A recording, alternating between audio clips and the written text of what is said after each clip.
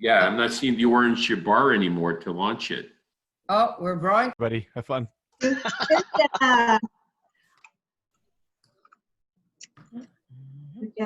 Hi, Jenna. Hey. Hi, we just wanted to make sure everything was good. Yes, let me just get my connect my AirPods here. Okay. Okay. Can you hear me okay? Yes. Okay, perfect. Okay, so what do we need to do? Part one, I'm reading this for the first time. So. You guys can mute Just your follow my lead, Mike. microphones and shut your videos off. Okay, I'm muting. Step one, turn your videos Brian, off, mute your gonna- microphones. We'll see. Jeanne, it's up to you. Yeah. Keep it under control. Okay, thank you. I'm going to share my screen.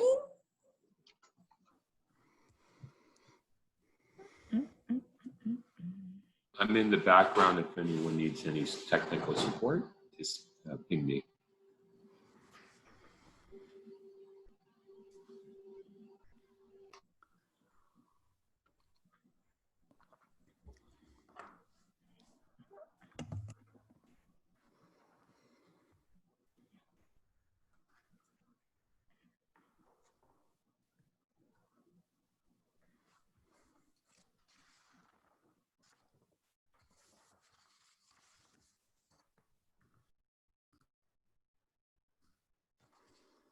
Now, did I assume we don't stop our video, or would we stop our, do you want us to stop our video?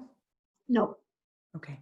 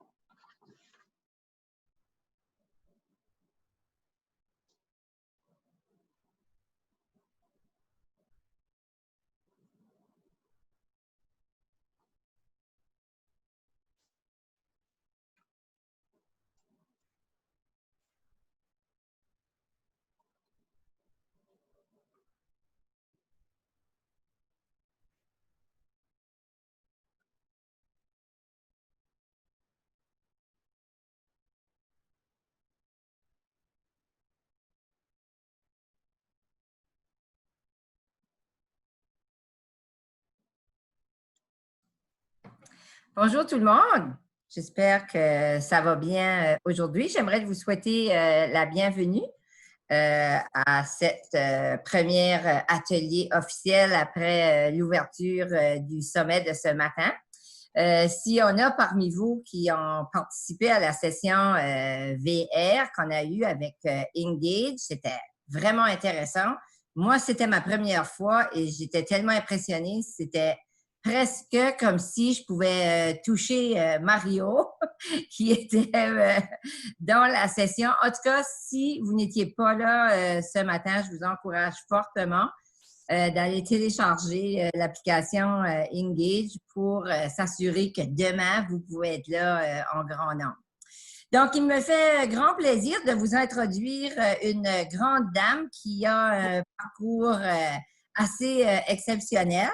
Donc, de Dialogue Nouveau-Brunswick, j'aimerais vous introduire Madame Nadine Duguay-Lemay. Madame Duguay a un parcours vraiment intéressant. Elle est à Dialogue de Nouveau-Brunswick seulement depuis 2018. Avant ça, elle a travaillé en marketing, elle a travaillé pour la Banque nationale.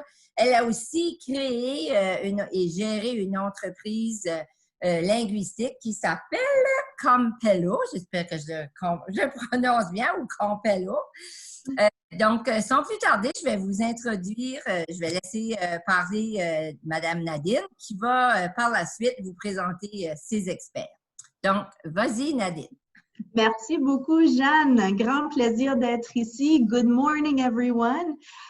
Just first as housekeeping items, I want to tell you that this session will be featured in both official languages. We have interpretation provided, and how you can activate that is with the button called interpretation at the bottom of your screen. You click on that, you choose the language of your choice, and if you want to listen to it in either English or French, you will either hear the experts and myself and or the voice of the interpreter. We will go back and forth. I think it will be mostly in English. Mais gênez-vous pas, si vous voulez parler en français, évidemment, vous pouvez utiliser la session de clavardage pour nous poser des questions. So yes, it is with great pleasure that we are a partner of the Atlantic Education Summit, that we do this dialogue to kick you off on this innovation theme, especially thinking about how do we create and foster a culture by design. And we will unpack that in a few minutes, what we mean by a culture by design. And this applies to teachers and educators listening to us, right up to leaders in the organizational level. I have joining me this morning two excellent subject matter experts that I like to call my friends as well. So let's start with the lady, Janna Hare. Janna is the founder and CEO of Spark Leadership. She is a certified executive coach accredited with the International Coaching Federation. She's a certified facilitator of the Daring Way and Dare to Lead. And we will also unpack that, I think, a little bit throughout the session. She's a seasoned leadership and management consultant, highly regarded executive coach and facilitator who partners with her client to offer practical approaches, solutions, and counsel aligned with business strategy to drive business results. She holds a Bachelor of Education and a Master's of Education in Adult Education from the University of New Brunswick, as well as a postgrad certificate in executive coaching from Royal Roads University. Welcome, Janna. Thank you, Nadine. And now to Dr. Mario Chiasson. We're both from, we hail from the same town in Tracadie. So Mario is currently the Director of Innovation and Research at the District Francophone Sud. He is known for his practical insights on learning innovation. He's a researcher that focuses on the design of spaces, physical, digital, hybrid, we'll talk about that today, that influence the learning and the teaching process of new skills aligned with the innovative society. He holds a bachelor's degree in physical education with concentrations in math and science, a master's in school administration with a focus on ICT, and recently, a year ago, Mario, now I think, a PhD in education at Université de Moncton. He has many designations, affiliations with Microsoft, Cisco, Apple, and probably a bunch others that were not on your resume, Mario. So welcome, Mario, bienvenue. Yeah, you're on mute. Hi, everyone. Good morning. There you go. Excellent. So essentially, I'm going to frame this dialogue over the next about 40 minutes to enable questions with the audience. And it's going to be three parts. We're going to start by defining what we mean by a culture by design. Now, just as a word to our attendees, my goodness, we had a discussion on Sunday night, the three of us, to prepare for this dialogue today. And I will tell you, half an hour discussion ended up being an hour and a half. So these two can talk. So what I'm going to do to keep this structured is actually time them, okay? So they have about 5 minutes each to start off the question. And of course, we'll go into deep dive if we need to. So I'm going to actually kick this off with Janna, if you don't mind, again, the lady to start with. And can you describe what it means to you personally in the work that you do with organizations when we say creating and fostering a culture by design? Yes, thank you. So considering how important culture is to a business, a sports team, a restaurant, a charity, a college, a church, like whatever, you name it, it is always astounding how rarely people ask the question, how do you create a culture by design? So I'll go a little geeky here for a second, a little textbook, and describe some of the technical things or theoretical things about culture. So culture is inherited in organizations. Oftentimes it's invisible. We don't know, we don't really know what it is. It's an accumulation of values, assumptions, beliefs, and expectations that frame and guide individual and collective action within a team, an organization, or even a community. The invisibility that exists, it exists in spite of, or even in absence of, those formal levels of awareness of it. So it's invisible and people don't really, like, it's an unconscious thing, this culture that we all experience. That's true in our homes. It's family culture. It's true. Like this is just something that's true. It doesn't matter what culture we're talking about. It's true in schools, I guess is what I'm trying to say. So, and these norms, these behaviors are reinforced over time. And you didn't tell me how much time I had, by the way, Nadine, before I started this. So you're going to have to give me like a 2-minute. I will. Thing so that I know when I need to wrap it up. What happens oftentimes is that we lose sight of the why this culture is important. And some particular elements of cultures are lost, even though the key tenets are continuously reinforced. So leadership, and I work in organizations and I work a lot with leaders and support a lot of leaders. So leadership is an extremely important part of culture because leaders shape the culture consciously and unconsciously. The design of cultures involves careful consideration. It involves intention. It involves paying attention to some of the things that I just described earlier. And if you want to create sustainable culture change, this stems from careful consideration of several distinct but related systems and practices within the organization. So if I had to bottom line what I'm trying to say, it's you need to pay attention and get curious and ask questions about culture. If you want to shift from having a culture by default, which is what most organizations have, to creating a culture by design. These are some of the things that you need to pay attention to and get curious about and wrap words around. And so either we're doing culture or culture is doing us in our organizations. That's what we see most often.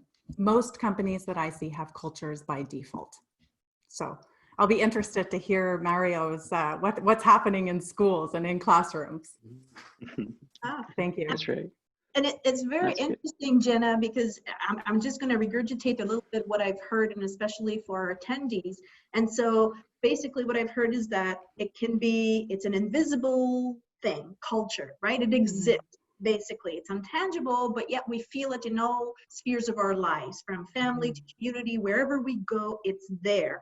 And sometimes we lose sight of the why, but we kind of forget that we, as leaders, have control over it. We can shift the culture. It's not that we're just victims of it, right?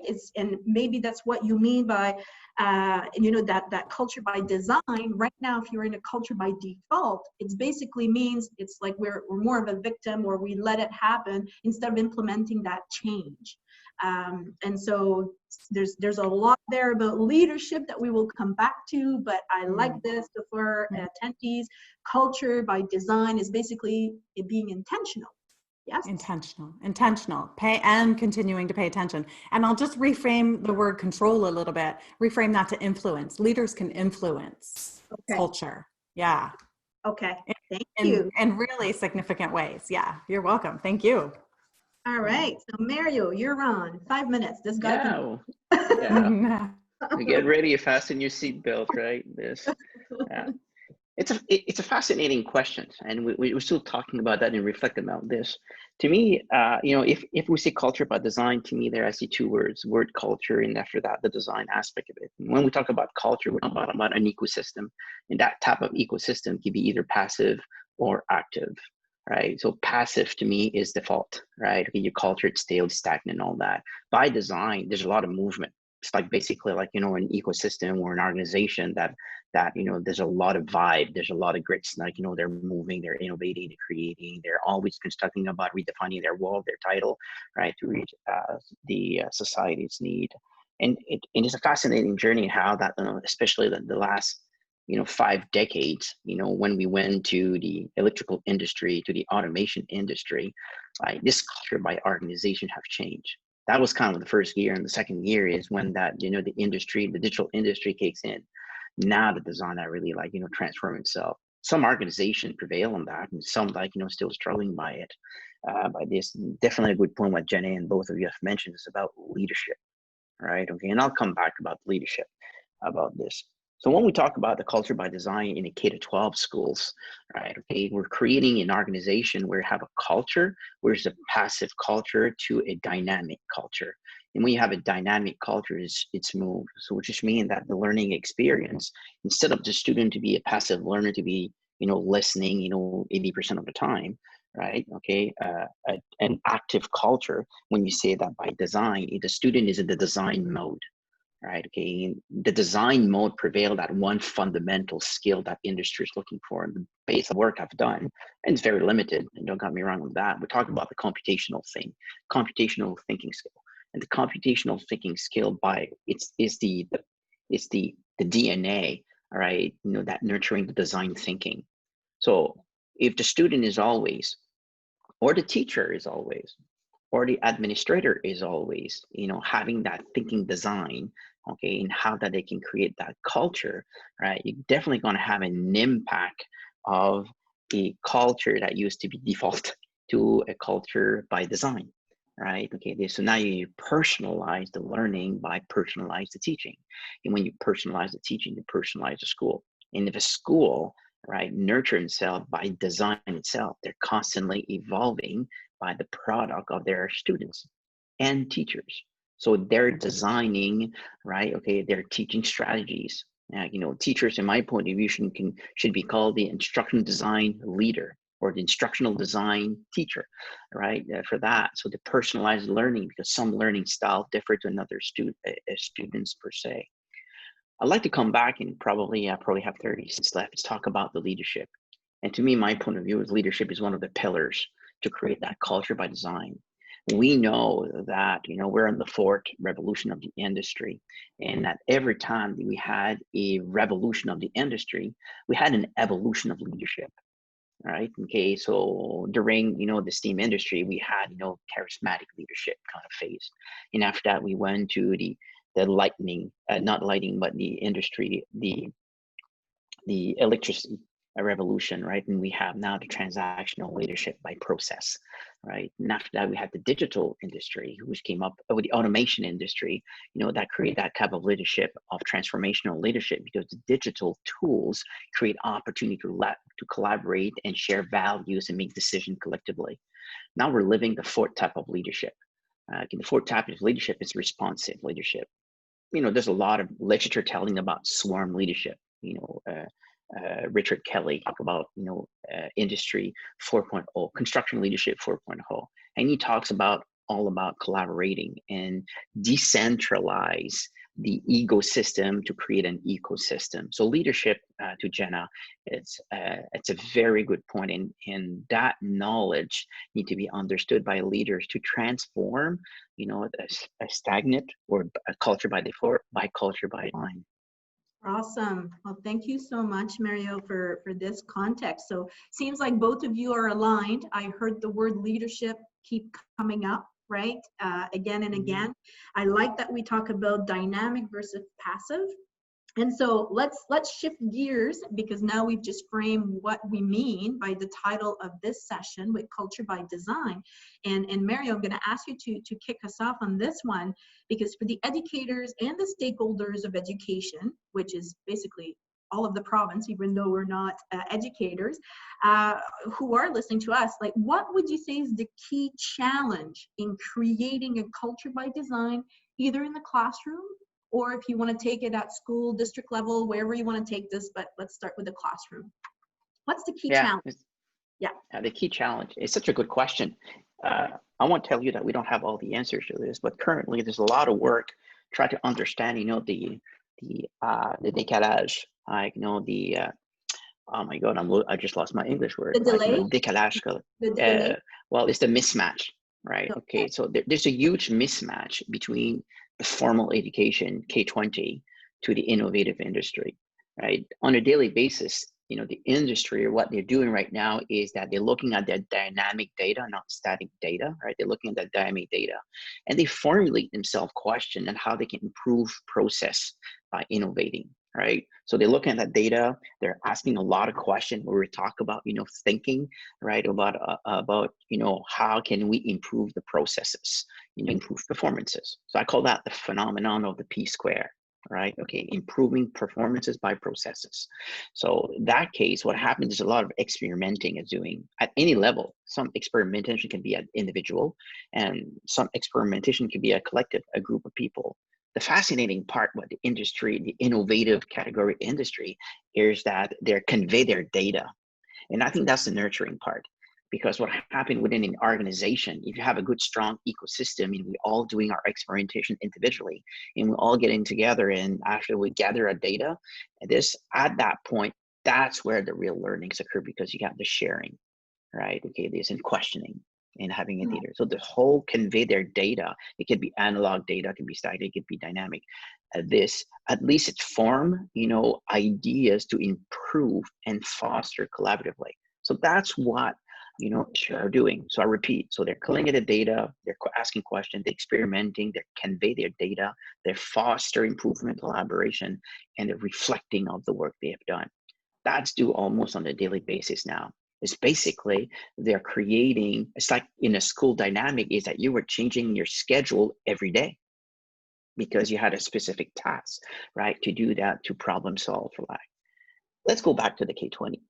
The K-20 industry that's where probably the fundamental questions you're talking about from a classroom perspective is that here's the real world, how are they functioning per se? And it doesn't matter if this, right? Systematically, they're all doing the same. So how can we not carbon copy, right? Okay, this kind of process of working into the process of learning into the class, right? So how do we know, how can we bring students, right? Okay, there's always a design thinking in mind based on the task we've done. On a daily basis, student receiving tasks to do, right? Okay, how can we transform that task to be a passive to an active task where you start asking questions, we're experimenting, where actually, you can design, create, validate, is learning after to reflect on it more by presenting, publishing, and definitely producing something. So what are the characteristics that needs to be in place that will nurture that teacher transition to relinquish control by being accountable, right? And how do we can engage student by creating? When you say design, student create, right? And when student create, they need to validate. And when they validate, you need to consult. They need to reflect. They need to research about it, right? And we need also to prototype this, but they need to publish about that because they have a story. Right. And they need to present about this because they need to inform the challenges they went through so they can learn from it. So going back to about, and I got 5 seconds left, is the mismatch, is that space. We need to have to identify how that the culture of the school design can nurture that culture, that design of the school, I mean. So Janna, knowing the work that you do, I'm sure that when you hear words like nurture, that is near and dear to your heart. But let's just, the same question to you and how it applies in the work that you do at coaching and training organizational leaders.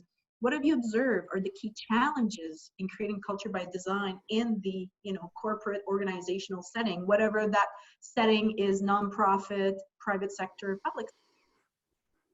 Yeah, I love the question. And like I said earlier, it's really easy to create a culture by default. Most organizations already have that, right? In spades. We're all really good at that. Even within our families, we don't question it. The bigger challenge lies in creating the culture by design. And leaders need to be very intentional about this. And so I love some of the words that Mario used. The one word I just want to build on a little bit, and then I'll get to some of the notes that I have, is the notion of experimenting.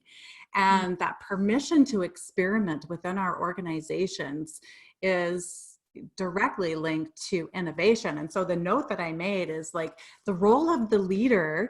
Okay, so let me back up. First of all, I'll say most leaders still believe that they have to be subject matter experts. I'm sure this is true with teachers. They feel like they need to be subject matter experts and they need to have all the answers. And so what I'm trying to cultivate when I work with organizations is a shift from that. And if you're in a leadership role, it's great that you have expertise because it helps you cultivate empathy with your teams. But I like to encourage leaders to move away from that need to have all the answers or be the subject matter expert, and move towards empowering their people to be creative, because it's that creativity that unlocks innovation within organizations. And so, and I know that, I see you nodding, Mario, I know that this is true in the classrooms as well, right? And so a leader's role really is to cultivate that creativity within their people and empower them to do their work the way they see fit, and provide them that support to get that done, right? You're really going to see innovation in organizations skyrocket if you change this one practice. Going back to some of the challenges in creating a culture by design, some of the things to be thoughtful about, and the first step in order to start moving towards creating a culture by design is to assess readiness. What's the level of readiness for change, for creating a culture by design? Are organizations ready to commit to changing the culture? This is key because it's going to require work, attention, focus, clarity. It's going to require clarity around leadership, the leadership that's going to be required to create a culture by design, leadership practices. And in my work, I talk a lot about leadership practices, these behaviors or skills that people feel within the organizations. And so it's asking the question, so what are some of the leading indicators that are going to tell us we're on the right track? What are the critical behaviors that we need to see that are going to tell us that we're on the right track? What are some of the required drivers? How are we going to measure success? And so and you knew that this was going to come, but in Brene Brown's book, Daring Greatly, she has a list of 10 questions that she uses to assess culture, company culture. And so I use some of these questions when I'm working with organizations as well. And I just want to highlight 4 of them. The first is, and I'm happy to share this if anybody wants access to these 10 questions, you can find them in her book too. But the first is, what rules and expectations are followed, enforced, and ignored, right? And so I usually double click on that and ask, what are you tolerating in your organization? And what kind of culture is that leading to? For example, people are, religiously late for meetings. What kind of culture is that contributing to? Lack of accountability. So if you want to get really curious about accountability in your organization, ask this question: what are we tolerating? You'll get some juicy information from that. The next question: do people feel safe and supported? Talking about how they feel and asking for what they need. Right? So it's that notion of psychological safety. Do I feel safe here? Do I feel like I can trust the people around me? The next question: what happens when someone fails, disappoints, or makes a mistake? How does the company react to that? Huge, right? Are they encouraged to, hey, what have I learned from this? Or are they criticized? Right, that key. I love the word experiment. And then the last one is, what's the collective tolerance for discomfort?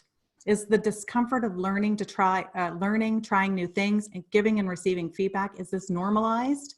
Or is there a high premium put on comfort? And what does that look like? So I love these questions. They're juicy, juicy, juicy questions. And so determining readiness for organizational change is really critical. Indeed. It really reminds me of an experience that I've had in the corporate sector at one point, where basically the comfort level, to use your words, towards experimentation, innovation, was practically 0. And so it was really interesting to see those behaviors and either rewards or consequences when those behaviors and practices were put in place. So yeah, I'm sure that many people can relate and think about, how do those questions play my organizations right now? Right. Yeah, right. So I really like this.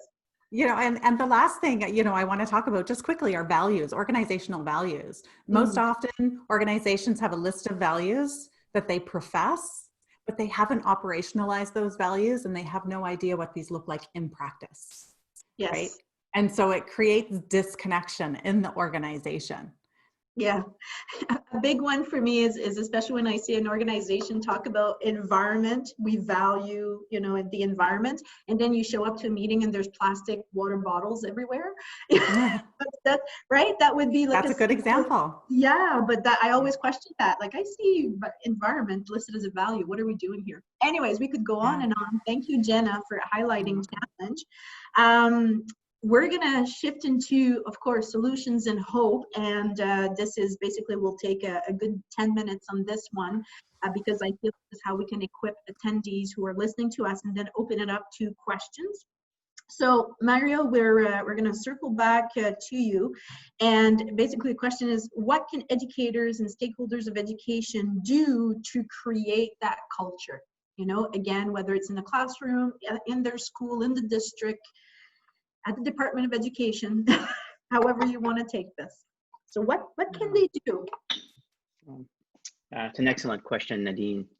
One of the things I realized, and I'm just going to revert back to what Jenna was saying, is that, you know, I used to, I'm a IT probably fanatic, and probably everybody from the world would probably know me as that.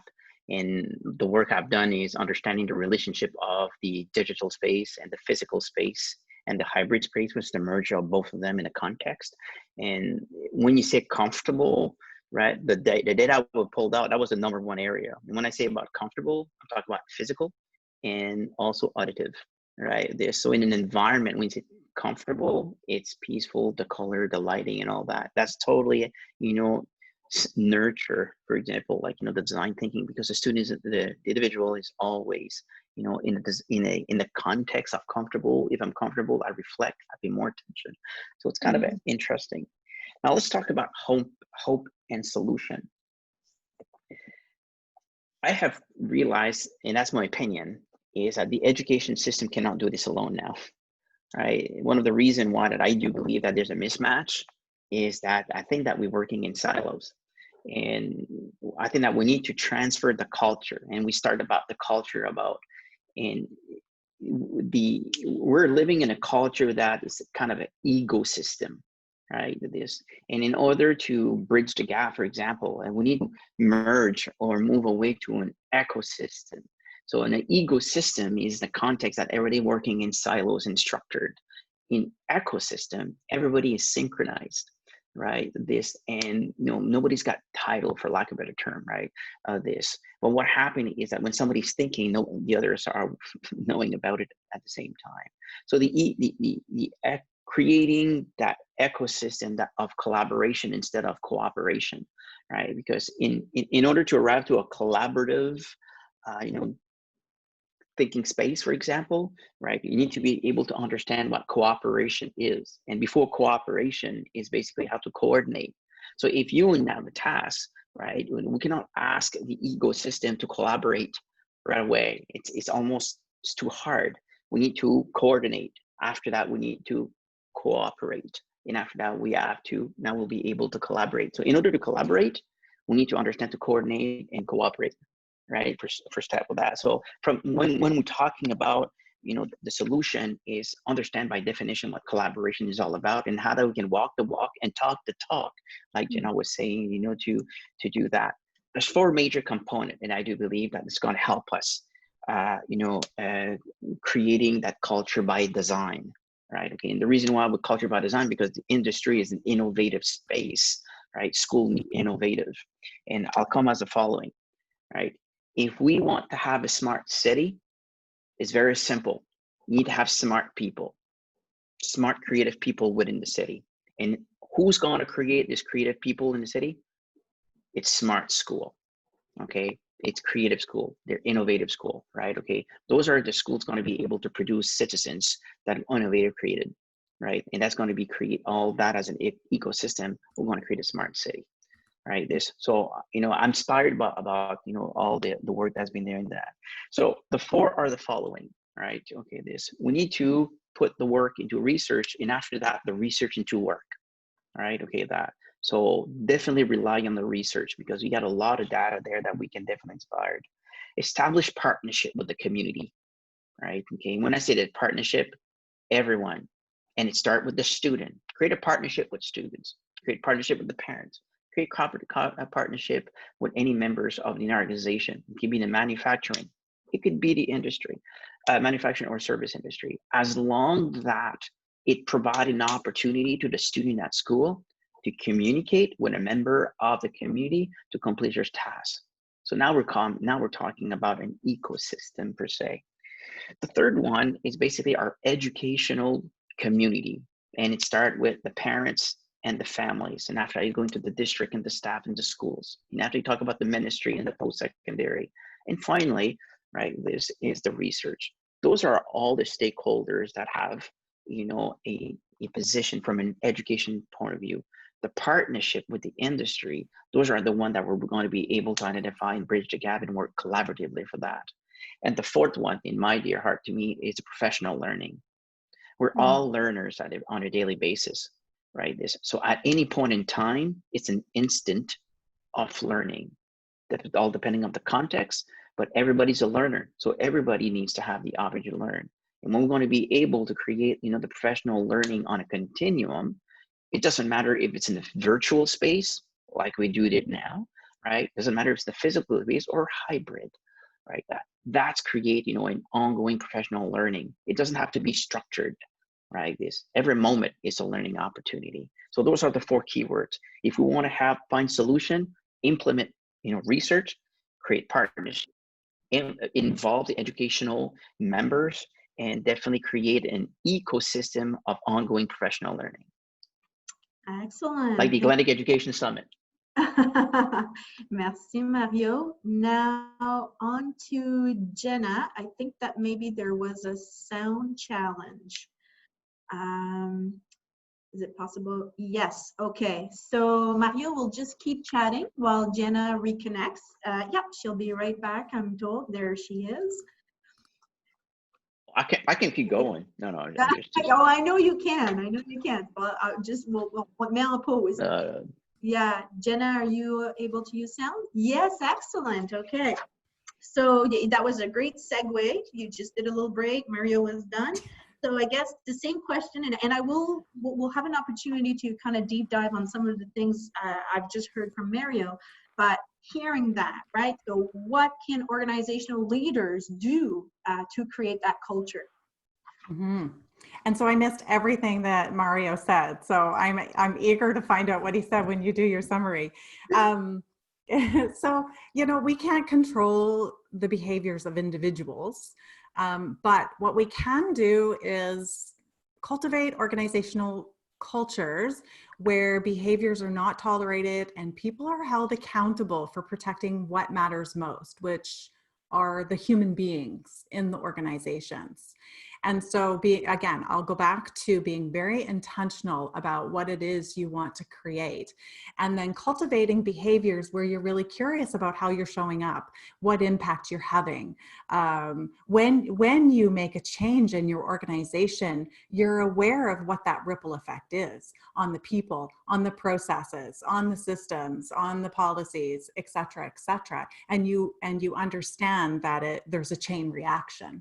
And understanding the interconnectivity of all of those elements, the processes, the policies, the people, the history, the historical context of the organization, the professed values, the systems, the change practices or processes, like all of these things are really, really interconnected. And it's the leader's role to make sure that they're paying attention to the impact these things are having, and how that either contributes to that culture by design or impacts a culture by default. So just paying attention to that. And so, you know, we're not going to solve any of the complex issues that we're facing today with, you know, people working, you know, remotely, all of these things. We're not going to fix or solve any of those problems without creativity, without innovation, and without engaged learning. And so it's the leader's role to really foster these things within their teams.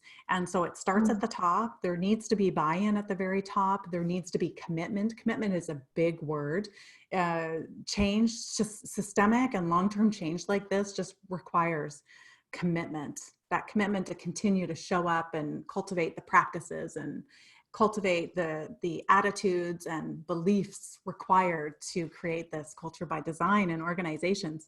So some of the key behaviors that I talk about in organizations that are really important in order to move towards creating a culture by design are things like listening, staying curious, being open, transparent, keeping confidential information. Like it's about creating that culture of trust within organizations. These practices all lead to building trust within teams. And when you build trust within teams, then of course that impacts your business performance, your business results. And I'm sure all of these probably ring true for Mario and all of the educators, right? This is so true in every arena. These things are so true. And so operationalizing values is another key thing that we talk about. Let's not just profess our values, let's practice our values. Let's be really clear about what this means and be intentional about how we practice these things. Yeah, so those are some of the things that I talk about with leaders. Well, which is really the same, because Janna, like what we've just heard from Mario was the importance, right, of moving from an ecosystem to what he calls an ecosystem from a biological standpoint, every living organism connected. And so when you talk about interconnectivity, that's exactly it. Like you can't do it alone. You need everyone to join on board and working together, but it starts at the top. So again, that leadership notion being so crucial is what I'm hearing from both of you. Or even taking leadership, right? If I'm thinking of a teacher, and I'm looking at Mario here so he can jump in at any time, but at that leadership component of influencing, leadership is influence. And I totally agree. It doesn't mean because you're not the superintendent or you're not the principal or you're not the, the Department of Education's minister, you can still have influence in your environment. And so these notions as well, you talk about behaviors, Janna, and Mario was talking about, that research, that continuous learning, that partnership between industry and school. And so everything is connected. So you're using different words. Some are very similar.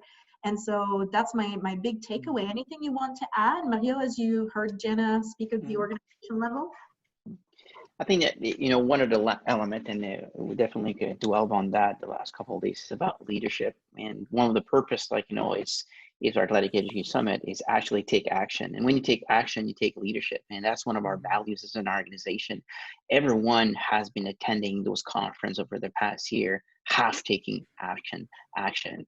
We've got many stories from our participants in the past who presented, who have amazing stories, right, for that. And I could dwell on lists and so forth. That being said, and when you say those leadership is because those people that were able to do that is because that the school allowed them to do, right, for this, because those sometimes it's not the norm, right? It's not by default, those type of people. They're actually, fostering innovation, and by innovation you get design. We'll do this. So I'm going to dive into the leadership. Any leaderships, right? Okay. If we want to be inspired by creating a culture by design is what are the roles? And I call that actually the 7 roles of innovations. And the first role is the role of the space, right? And the space has got the digital space, you got the virtual space. Already dive on that. The role of the student. If the student to be an innovator and contribute to the global economy from a local community, from a local perspective, international, he needs to be able to innovate on a daily basis, which is basically design and create, right? And after design, he needs to validate his learning by researching, consulting, experimenting, and prototyping. And finally, he's going to be a reflecting process on his finding, but his product, but his publication through presentation, right? Okay, that. If student needs to create, validate, and reflect, the teachers needs to embrace how to assist, how to guide, and how to coordinate the learning.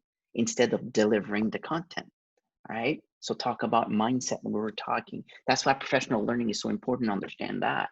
Okay, so if the teacher is assisting and guiding and coordinating, the role of the principal is to manage that culture by design, all right? Okay, guide and assist teachers to nurture that environment, right? Okay, that's, and when you got the leader who really understand what the culture by design, where that the class is basically an innovation center, right, about this, and the students are engaged and the teachers are reflecting on the pedagogical practice, you have created that culture by design.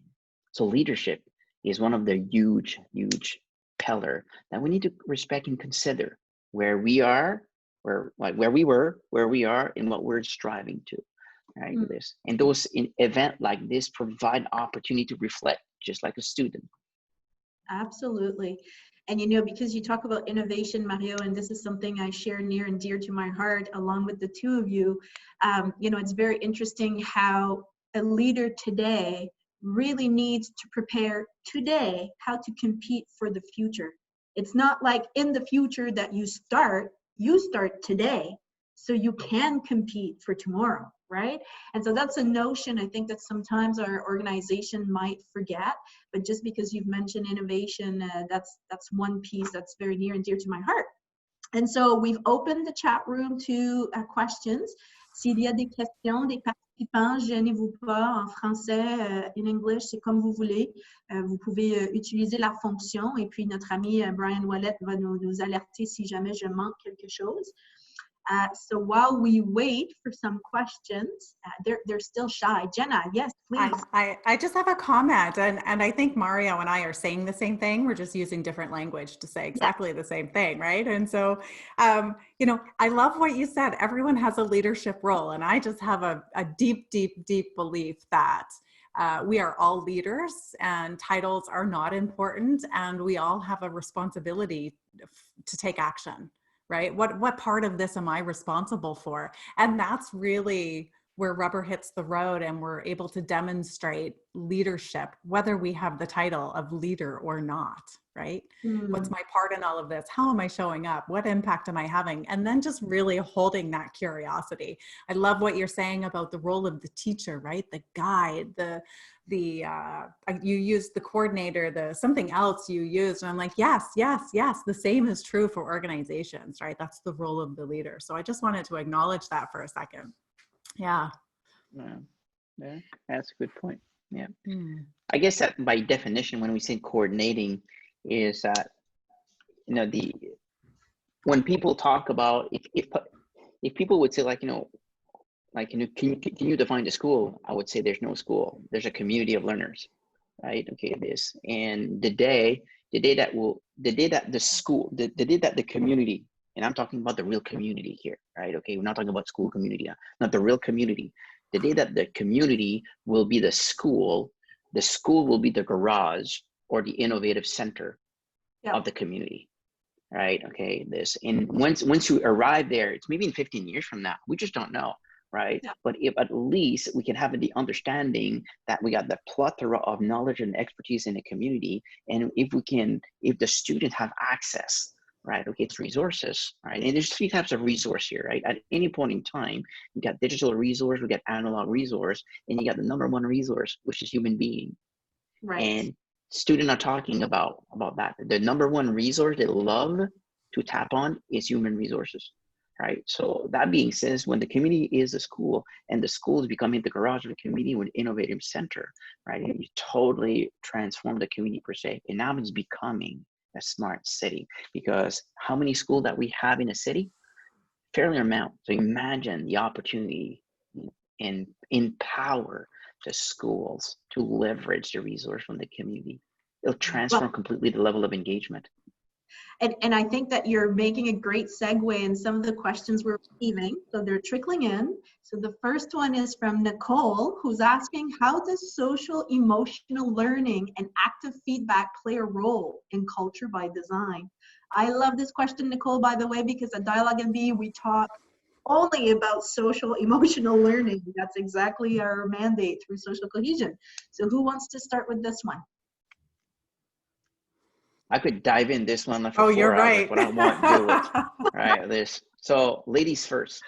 Oh, well, thank you, Mario. You know, I have a visceral reaction to this as well, right? Because this is where rubber hits the road, and this is what we talk about in my world. So we're integrated people, right? We are whole. And so our thoughts, our behaviors, and our actions, we need to pay attention to those three things, whether it's in our schools or whether it's in our organizations. And what people, and when you're thinking about culture by design, the key underlying thing that you need to pay attention to is safety, creating safety so that people can show up as their whole selves without feeling like they're at risk at all, right?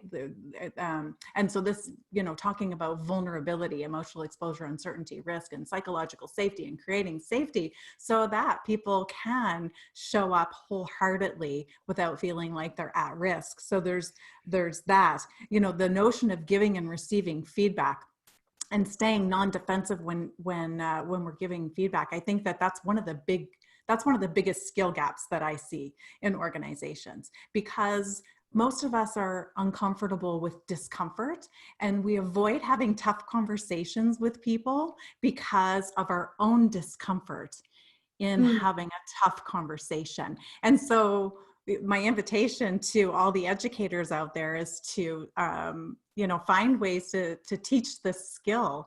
How do we have difficult conversations? How do we have engaged feedback conversations where we can lean into the learning and stay curious about what I've learned as a result of this, and how do I move forward, right? Because that's powerful.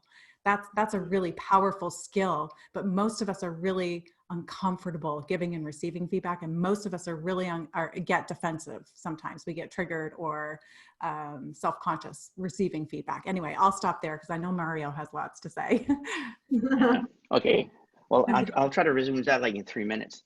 First thing of all, like, you know, when you talk about the social emotional, like, you know, in a learning context, is that you have to do a task. Any task present itself a certain level of challenges.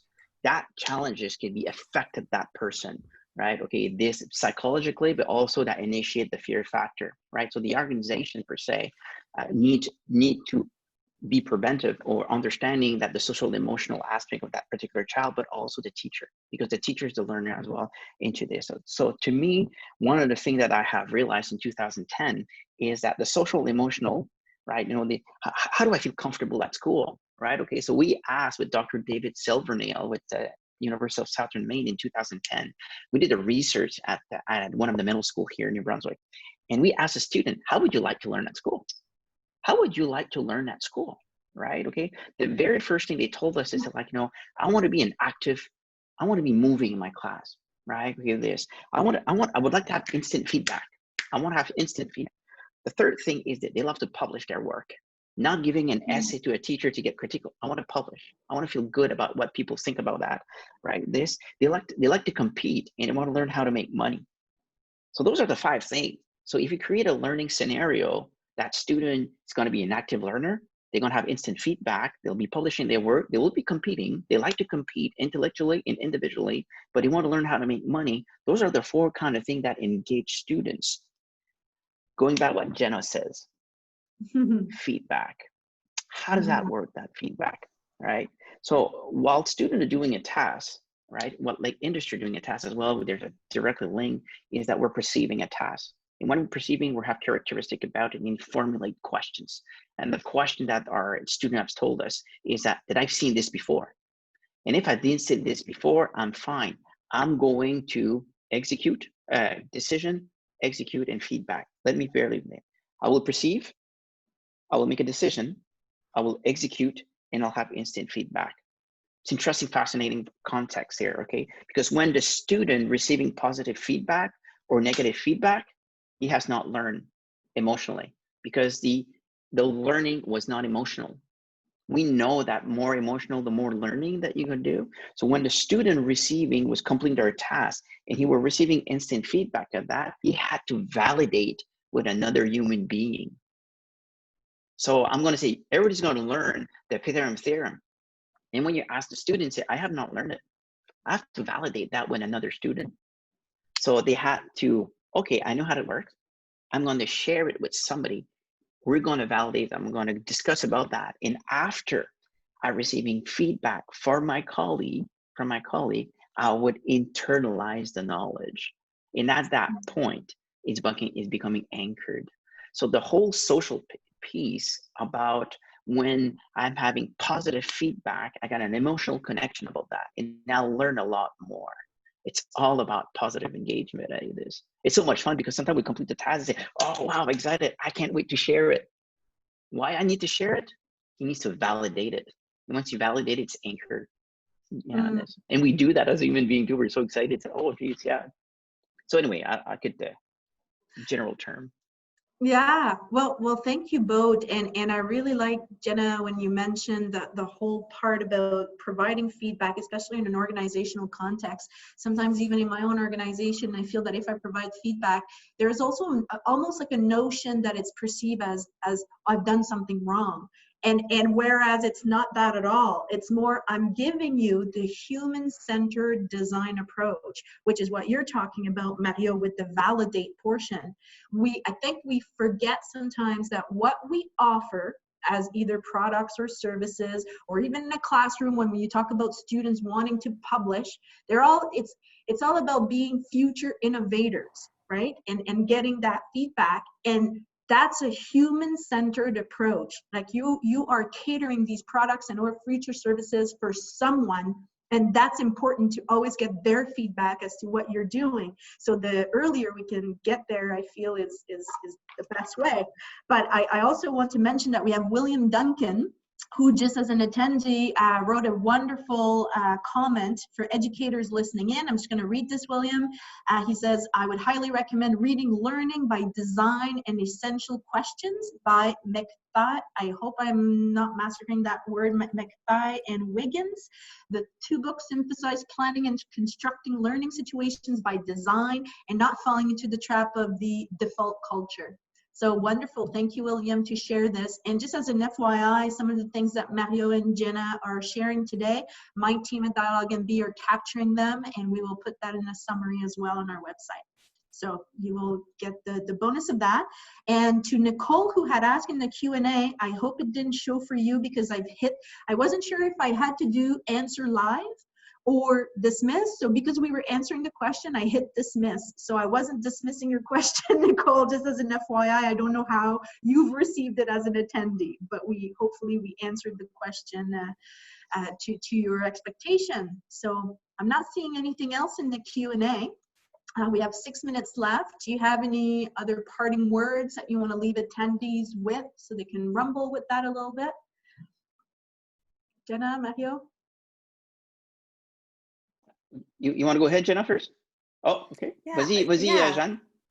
Oh, No, I just wanted to tell Nadine that I want to say a special thank you to all three of you at the end to leave me like a minute and a half.